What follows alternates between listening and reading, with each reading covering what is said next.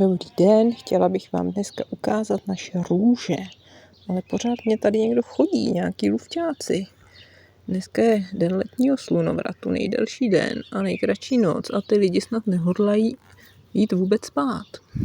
No, tak tyhle růže zasadil před 100 lety před domem na vsi praděda Vincenc.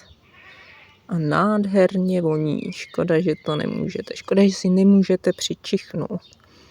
Já se o ně starám, jak nejlíp umím, ale nejsem žádná odbornice. Slyšíte, jak tady ty kozy mečí, možná slyšíte i papoušky a nějaké ptactvo, no to jsou holt zvuky venkova. No a počítám, že na podzim si na ty růže přizvu zahradníka. Máme tady ve vsi firmu Zahradník z Pastoušky a on mi poradí, co nejlepšího s těma růžema udělat, jak je ostříhat, aby mě nezhynuly a tak.